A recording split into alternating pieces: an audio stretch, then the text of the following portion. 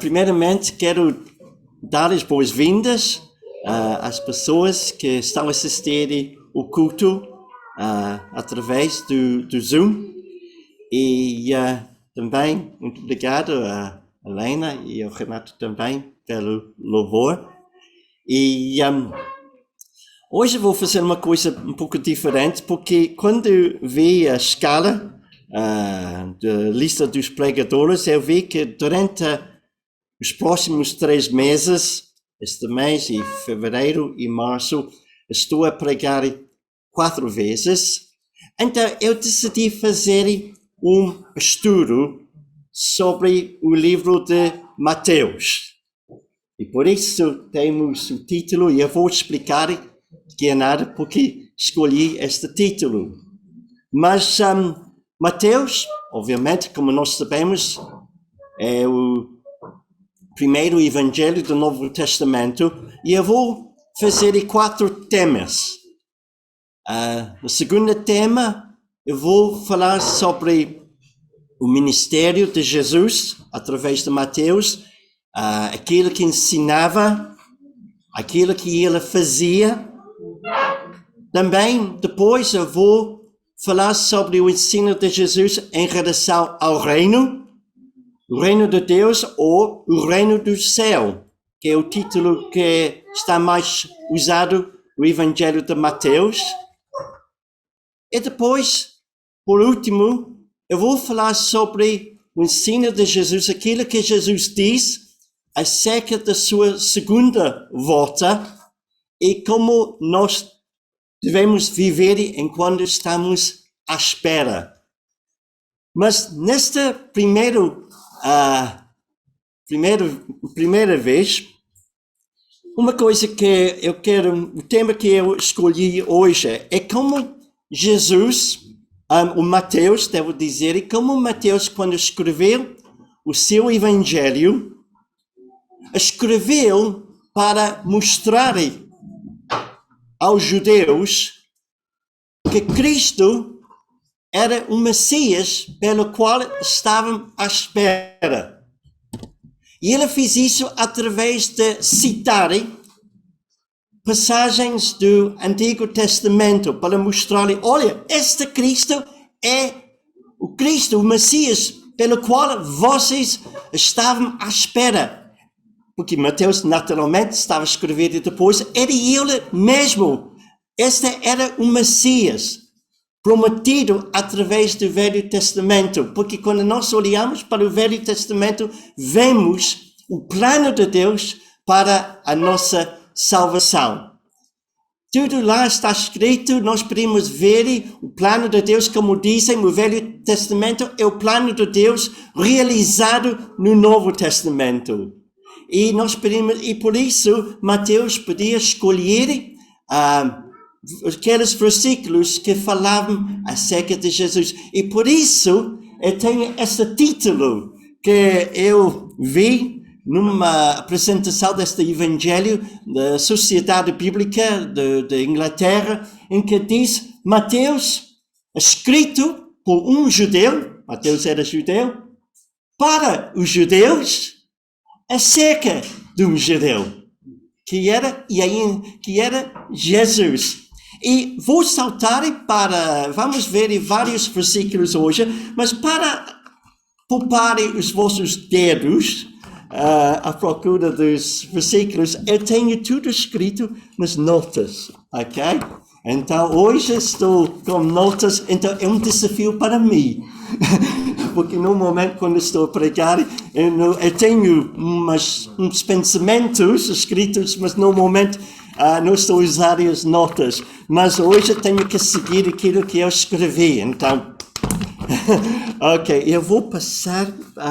tenho para todos. Obrigado, Só que a passagem principal que eu vou usar não é exatamente aquilo que está escrito nas notas.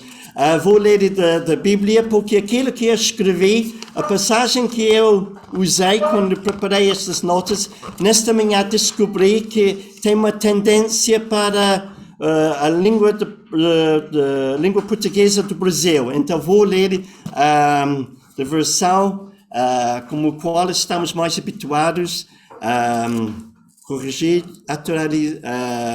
atualizado e corrigido. E vamos ler de Mateus capítulo 2 sobre a visita dos magos para iniciar este tema acerca de Mateus, escrito por um judeu para os judeus e acerca de um judeu. E como Mateus escreveu para mostrar aos judeus que Cristo era o Messias. Porque eu fico muito entusiasmado quando vejo o plano de Deus preparado para a nossa salvação no Velho Testamento. E ler sobre a visita dos magos em Mateus capítulo 2 é uma passagem muito apropriada, porque de facto este é o domingo mais perto do Dia dos Reis. E nesta semana, durante essa semana, nós celebramos ou nós recordamos o Dia dos Reis. E o café na nossa aldeia de Valdepinta ganhou um prémio para o melhor bolo dos reis no distrito do Cartacho. Então nós temos tido bons bolos reis.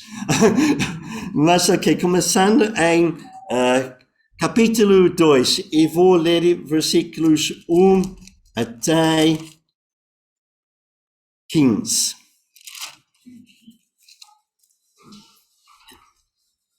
Porque quando nós vemos essa passagem, nós podemos ver também no nascimento de Jesus, segundo ao Evangelho de Mateus, nós podemos ver como tudo estava, Jesus e o seu nascimento, e tudo estava cumprido palavras no Velho Testamento. Portanto, capítulo 2, versículo 1.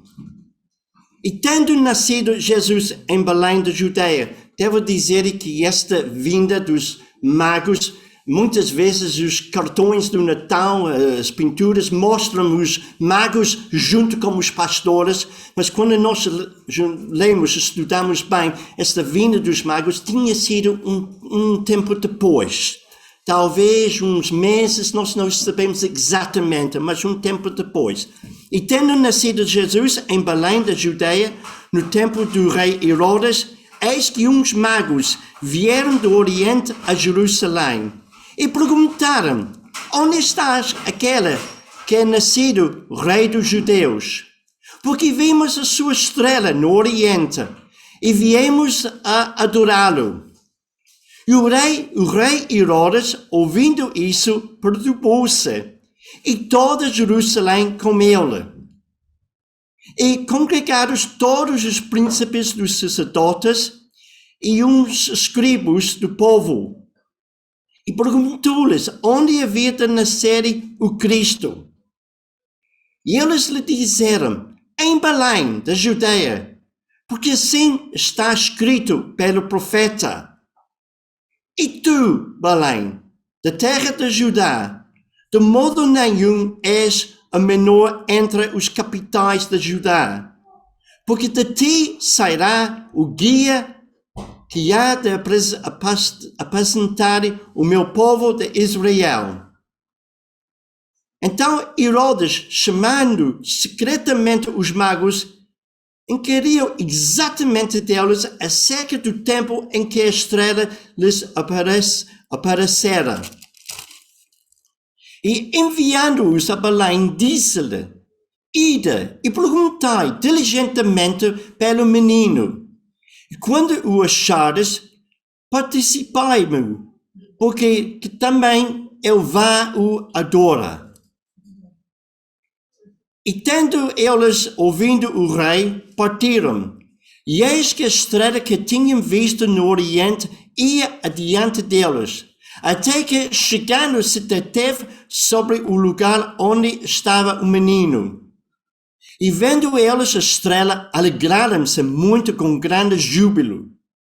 E entrando na casa, acharam o menino com Maria, sua mãe, e prostrando-se, o adoraram. E abrindo os seus tesouros, lhe ofertaram dádivas, ouro, incenso e mirra. E sendo por divina revelação avisados em sonhos para que não voltassem para junto de Herodes, partiram para a sua terra por outro caminho.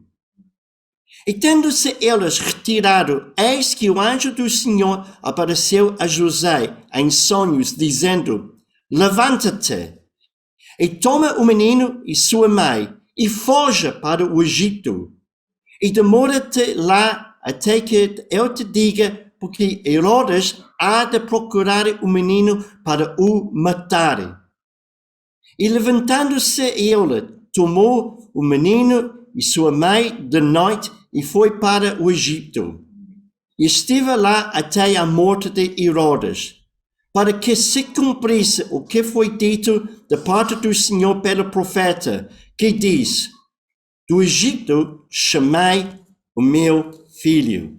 Vamos ter um tempo de oração. Deus Pai, damos graças pela Tua palavra e nós pedimos, Senhor, que através do Teu Espírito Santo, que abras os nossos corações, as nossas mentes, para que nós possamos ver ainda mais aquilo que Tu queres dizer para nós, através da Tua palavra. Pedimos isso em nome de Jesus Cristo. Amém. Então, se vamos para essa segunda página nas notas, eu escrevi o seguinte, que quando nós olhamos para os evangelhos, uma coisa que é muito notável, temos os evangelhos de Mateus, Marcos, Lucas e João. O que é muito notável é que Mateus, Marcos e Lucas são de várias maneiras, são semelhantes e têm um nome que lembro-me de aprender. São chamados os evangelhos sinópticos. E sinóptico é uma palavra um pouco chique que quer dizer juntos e semelhantes. Esses três primeiros evangelhos são muito semelhantes, Mateus, Marcos e Lucas. Quando nós vamos para João, é diferente porque fala acerca de realmente quem é Jesus. E quando uma coisa que eu gosto de ver no evangelho de João é que tem uma coisa que nós chamamos os 7 eu sous de Jesus. Quando Jesus se apresentou por dizer: eu sou o pão da vida, eu sou a luz do mundo, eu sou a porta das ovelhas, eu sou o bom pastor, eu sou a ressurreição e a vida, e eu sou o caminho, a verdade e a vida, e eu sou a videira verdadeira. São aqueles títulos que nós temos em João, que Jesus usou acerca de si mesmo. Mas quando nós vamos para os primeiros 3 evangelhos, uma coisa que os estudiosos nos dizem é que Marcos provavelmente foi o primeiro para ser escrito, é o evangelho mais curto, e realmente quando nós olhamos, eu gosto muito de ver o evangelho de Marcos. Eu acho que é um bom evangelho para dar para alguém que nunca leu a Bíblia, que está à procura de Jesus, porque sendo o evangelho mais curto, é simples, mas sempre está a andar. Para mim, a maneira em que ele começa o seu evangelho é como aquele entusiasmo, é como uma criança que tem tido um dia fora, talvez, num passeio, e quando volta para os seus pais, eu sempre penso como aquela criança, quando volta com entusiasmo e quer dizer aos seus pais aquilo que fez durante a viagem, está a falar com aquele entusiasmo, e fizemos isso, aquilo, e depois para um pouco para respirar um pouco. É assim, ele tem este entusiasmo que vejo quando escreve. Dizem que provavelmente escreveu, talvez num tempo de perseguição. Também li que talvez também com consciência que alguns dos apóstolos, neste tempo de perseguição, além de ficarem mais velhos também, talvez alguns já tinham morrido debaixo desta onda de perseguição, e estava com consciência que não havia tantas testemunhas que tinham estado com Jesus. Então escreveu para ter uma coisa escrita sobre a vida e o ensino e tudo acerca de Jesus, do seu tempo aqui na Terra. Lucas, um médico, escreve para mostrar a compaixão de Jesus para os perdidos, os desprezados, podemos dizer, os pobres, os quebrantantes de coração, quebrantados. Peço desculpa pelos meus erros aqui, podem corrigir em casa. E fala sobre o grande perdão de Deus para os pecadores, para todos nós, quando se arrependem, e a alegria que isto traz para o céu. E depois nós vamos para o Evangelho de Mateus. O nome de Mateus, eu vi no internet, quer dizer dádiva do Senhor, que eu acho que é interessante, é o que significa o nome Mateus.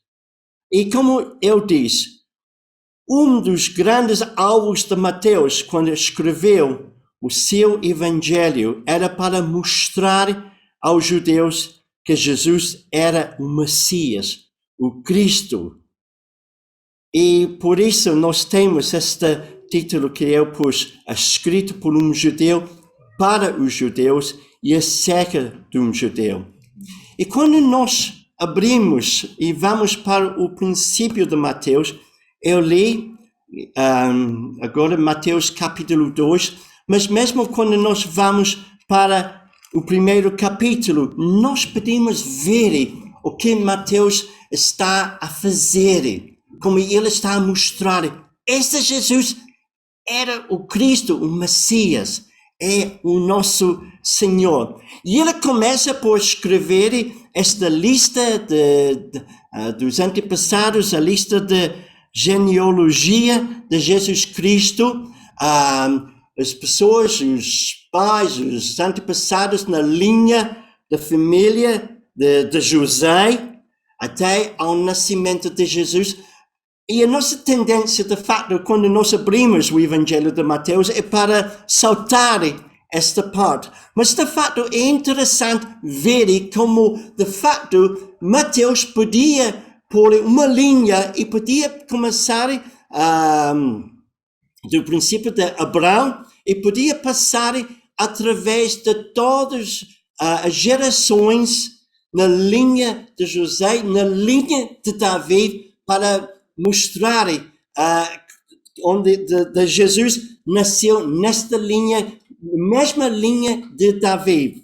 E eu acho que é interessante quando vejo esta lista, porque uma coisa que noto também é quando estudo esta lista, podemos ver alguma coisa acerca do ministério que Jesus iria fazer. Por exemplo, eu acho que é interessante quando nós chegamos a versículo 5, que Mateus escreve essas palavras: Salmão gerou Boaz, cuja mãe foi Rabi, ok? Rabi, obrigado. Rabi, interessante, era aquela mulher que estava em Jericó quando os muros caíram. Era, de fato, a Bíblia diz que era prostituta, mas ela ajudou os espias que Josué mandou para espiar a terra e para espiar lá na cidade de Jericó. Ela reconheceu o Senhor, que Deus estava com este povo. E eu acho que é interessante porque Jesus veio no princípio para a casa de Israel, como Jesus diz, para ir compartilhar a mensagem como o povo escolhido de Deus, os judeus, mas já podemos ver que Deus, de fato, o plano de Deus era depois para a mensagem chegar a todos no mundo, até nós, os gentios. também podemos ver isto como o fato que Ruth também está nesta linha. A Ruth era moabita. Nós sabemos da história dela. Nós temos aquele livro, depois de Juízes, muito bonito para ler, um livro curto, mas para pensar que ela também estava nesta linha. Gentil, fora do povo. Para mim, isto são indicações para mostrar que Jesus ia também, depois de compartilhar o Evangelho como a casa de Israel, ia para, a mensagem dele era para todos os gentios. E depois, quando nós chegamos ao versículo 23, temos esta mensagem. Estamos com José. José, nós sabemos, quando descobriu que Maria estava grávida através do Espírito Santo, nós vimos que José estava muito perturbado, não estava entendendo bem aquilo que tinha acontecido, naturalmente. Mas o anjo fala com José para dizer para não terem medo de receber Maria como a sua esposa. E temos essas palavras que Mateus cita depois do profeta Isaías. Eis que a virgem conceberá e dará à luz um filho, e ele será chamado pelo nome de Emmanuel. E depois Mateus diz Emmanuel, que significa Deus conosco. Aqui nós temos, de fato, esta primeira citação de um versículo que Mateus usa para mostrar quem era Jesus. Citando, e eu tenho, depois dos versículos, tenho também os versículos do Velho Testamento. Essa é de Isaías 7, versículo 14. Eis que a virgem conceberá e dará à luz um filho, e será chamado pelo nome de Emmanuel, que significa Deus conosco, mostrando-nos que Jesus faz parte da Trindade, é como o Pai e como o Espírito Santo. E depois vamos continuar, e vamos depois para a passagem que nós lemos, onde temos primeiramente aquela chegada dos magos. Os magos estão à procura daquele que tinha nascido rei dos judeus.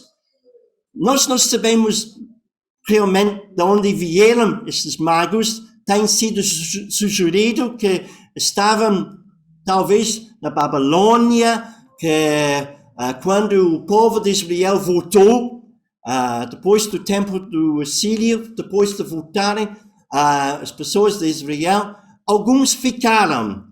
E tem sido sugerido que estes magos eram daquele grupo que ficou, porque tinham conhecimento da promessa do Messias. Nós não sabemos, mas o que vemos é que chegaram a Jerusalém. A sua chegada provocou uma grande confusão quando estavam a dizer onde está aquele que nasceu, o rei dos judeus. Foi um choque para um rei Herodes, que era um rei muito bruto, terrível, fez grandes obras em Israel, estava a ajudar na segunda construção do templo, mas também era um rei que fez muitas coisas más. E quando houve acerca deste grupo que estão a perguntar onde está o nascido, aquele que nasceu rei dos judeus, ele chama os escribas e os outros também, os religiosos. E porque ele podia falar com eles porque estava escrito onde iria nascer Jesus. E dizer-me em versículo 7, ou em versículo 5, em versículo 5, em Belém, da Judeia, porque assim está escrito pelo profeta. E depois temos outra profecia que está a ser realizada de Isaías. E tu, Belém, terra de Judá, de modo nenhum és o menor entre as capitais de Judá, porque de ti sairá o guia que há de apresentar o meu povo de Israel. Esta profecia, de facto,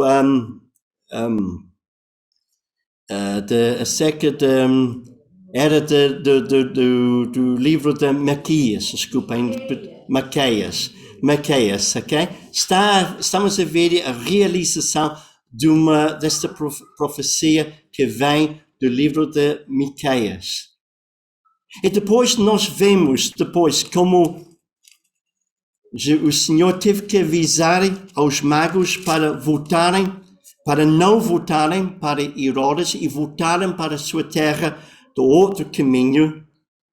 E depois temos este aviso que o anjo deu a José, lá em versículos 13 e a 15, quando José teve que levar Maria e o menino Jesus para a terra do Egito. Ficaram lá por algum tempo. E depois nós sabemos que quando de fato Herodes morreu, que José voltou com Maria e o menino. E quando nós chegamos ao versículo 15, vemos outra profecia que Mateus está a usar para mostrar como as palavras do Velho Testamento estavam a ser realizadas, porque diz no fim daquele versículo: do Egito chamei o meu filho. E continua. Estas são palavras de Oséias, capítulo 11. E também há um versículo em Números também, que alguns estudiosos dizem que tem a ver com esta realização dessas palavras: do Egito chamei o meu filho. Depois nós avançamos, temos o ministério de João Batista e palavras realizadas do Velho Testamento que nós podemos ver em todos os evangelhos. Mas vamos para capítulo 4, onde temos umas palavras que para mim tocam muito, acerca de palavras do Velho Testamento que estavam a ser realizadas. Aqui nós vemos em Mateus 4 e versículos 15 a 16. Jesus tinha sido batizado, tinha passado por aqueles 40 dias no deserto, tinha sido tentado pelo deserto e depois daquelas tentações começa o seu ministério, começa a alcançar os povos. E eu gosto muito de ler o Evangelho do capítulo 4 de Mateus, esse capítulo antes da pregação ou sermão da montanha, onde nós temos estas palavras em Mateus 4, versículos 15 e 16. A terra de Jebulum e a terra de Naftali, junto ao caminho do mar, além do Jordão, a Galileia das nações. O povo que estava assentado em trevas viu uma grande luz, e aos que estavam assentados na região e sombra da morte, a luz raiou. Eu acho que estas palavras que são a realização de uma profecia de Isaías capítulo 9, essas palavras tocam-me muito. Nós podemos imaginar aqui as pessoas como naquele tempo, quando as coisas eram difíceis, os romanos que governavam com as suas leis. Dizem que também havia um período de 400 anos antes do fim podemos dizer, do Velho Testamento até o princípio da vinda de Jesus, 400 anos quando não havia nenhuma palavra de profecia do Senhor. Agora estamos a ver com Jesus começar com o seu ministério, o que está a acontecer, especialmente essas palavras. O povo que estava assentado em trevas viu uma grande luz. Eu acho que essas palavras falam muito, e especialmente quando penso nestes dias. Quando penso em pessoas sentadas, eu penso em pessoas, e especialmente sentadas em trevas, eu penso num povo que está sentado porque não tem nenhuma, ou não tem uma grande esperança na vida. Nós sabemos que quando as pessoas estão desanimadas, ficam talvez sentadas com braços cruzados, pensando, será que vale a pena? Será que vale a pena procurar emprego? Será que vale a pena organizar planos no meio de uma pandemia? Será que vale a pena? Como é que vamos aguentar com os preços que estão a subir de energia e de outras coisas? Será que vale a pena? As pessoas, eu posso imaginar, e talvez naquele tempo, como as lutas de dia a dia, estavam a pensar assim. Mas aqui temos essas palavras. E os que estavam, o povo que estava assentado nas trevas, viu uma grande luz. E aos que estavam sentados na região, à sombra da morte, a luz raiou. Aqui podemos ver como o princípio do dia, quando o sol nasce, para tirar as trevas, para iluminar o dia. Para mim, eu vejo isso. E isto é no princípio do ministério de Jesus. E nós podemos ver, e mesmo naquele capítulo, como muitas pessoas iam à procura de Jesus, de vários lugares. E assim começa o seu ministério, através desta grande pregação que ele deu. E depois continuou durante os próximos tempos, dizem que provavelmente durante 3 anos e meio. E depois disso, Mateus concentra-se mais no ministério de Jesus, no ensino, naquilo que ele fazia, mas eu acho que é interessante que no meio, quando nós chegamos, e está escrito aqui nas notas, a Mateus 12, nós vemos outra realização de uma profecia de Isaías 42, versículos 1 a 9. É interessante quando temos essas palavras. Eis aqui o meu povo que escolhi, o meu amado em que a minha alma se compraz. Porei sobre ele o meu espírito e anunciará aos gentios o juízo. Não contentará, nem clamará, nem alguém ouvirá pelas ruas a sua voz. Não esmagará a cana quebrada e não apagará o morrão que fumega, até que faça triunfar o juízo. E em seu nome os gentios esperarão. Eu acho que é interessante, essa passagem, essa citação de Mateus vem no meio de um tempo em que as pessoas havia pessoas que estavam a criar uma certa oposição. Podem ler depois em casa, Mateus 12, mas os líderes religiosos estavam a perguntar, estavam a dar perguntas a Jesus. Por que tu fazes isso? Por que falas assim? Por que os teus discípulos fazem aquilo? Mas é como para mim, Mateus está a dizer, olha, não se esqueçam que este Cristo é o Messias pelo qual vocês estavam à espera. E depois, quando enfim nós chegamos ao fim do Evangelho de Mateus, começando na entrada de Jerusalém, no Domingo dos Ramos, e a partir daí, e durante a sua morte na cruz, de tudo isso, nós podemos ver realmente uma explosão de versículos que Mateus escolheu do Velho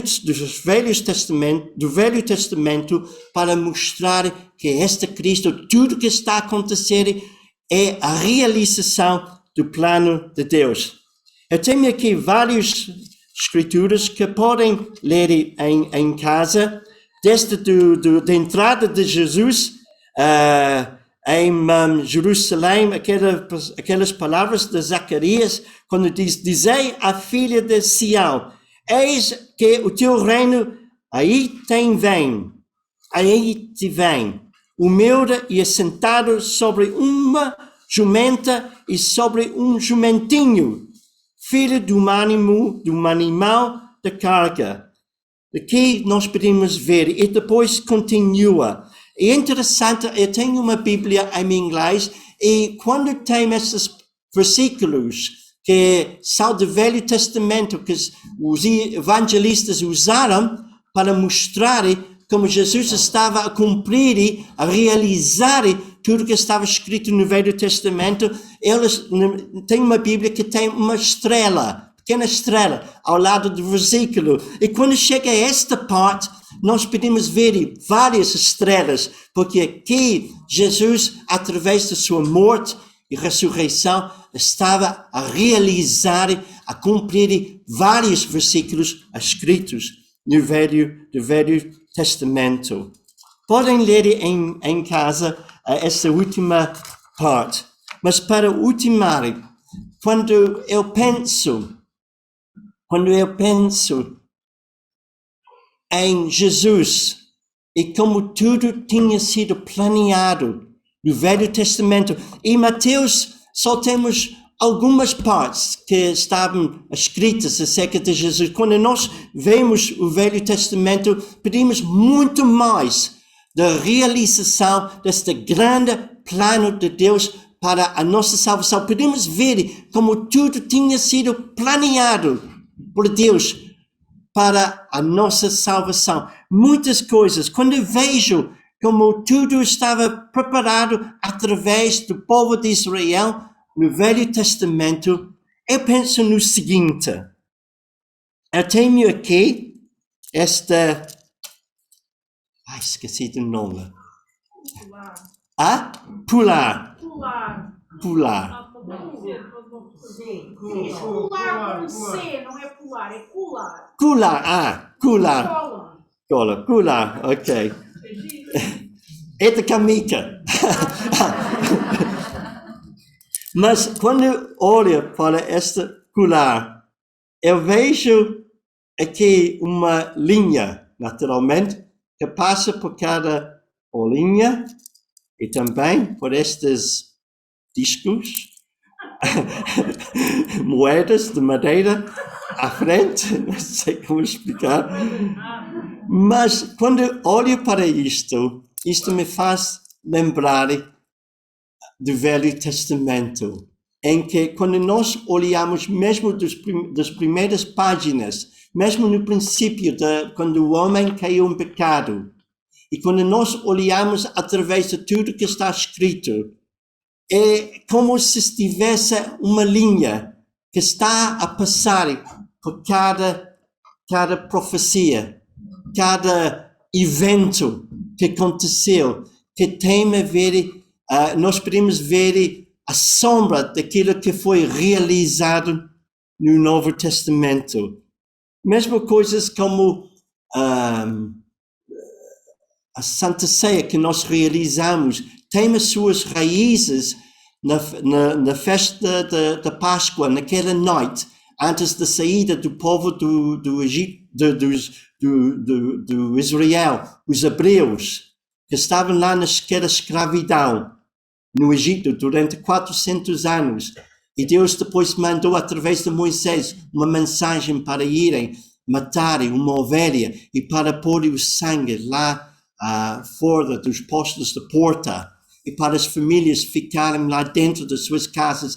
E quando passou por cima o anjo de morte para matar os primogênitos, nada disso aconteceu com os israelitas por causa do sangue dos cordeiros que tinham sacrificado. E depois pensamos, Jesus, lá quando chega para o que é chamado a última ceia, quando celebrou a Páscoa com os discípulos na noite antes da sua morte na cruz, podemos ver Jesus a ser crucificado para nos salvar de uma forma de escravidão pior, a escravidão do pecado. E através da sua ressurreição temos a vida eterna. Tudo está no Velho Testamento. E Mateus pega em alguns versículos para mostrar aos judeus esta linha que passa, que mostra aquilo que foi realizado em Jesus Cristo. A luz que ilumina as trevas, a luz que dá esperança, a luz que ilumina o perdão e tudo que nós temos em Cristo Jesus. E a minha esperança é que essa luz, que essas palavras que nós temos nos 4 evangelhos e toda essa mensagem possa continuar a ser, essa luz possa continuar a passar através de nós, a sua igreja, para iluminar ainda mais as pessoas que ainda estão nas trevas sem esperança. Vamos orar. Deus Pai, nós damos graças por essa oportunidade que nós temos, esta viagem que nós temos feito através deste Evangelho de Mateus. Mas através desta pequena viagem, ou esta viagem rápida, nós podemos ver o teu grande plano feito por todos nós para a nossa salvação. Obrigado, Senhor, pelos servos que escreveram esses evangelhos. Mateus, Marcos, Lucas e João, e os outros também. Obrigado, Senhor, pela paciência que tinham para escrever tudo à mão, mas com muito cuidado, para que nós tenhamos agora a Tua palavra conosco, Senhor. Obrigado, Senhor. Em Teu nome, Jesus Cristo, nós oramos. Amém. E lembrem-se, Mateus, escrito por um judeu, para os judeus, acerca de um judeu, e enfim, para todos nós. Amém.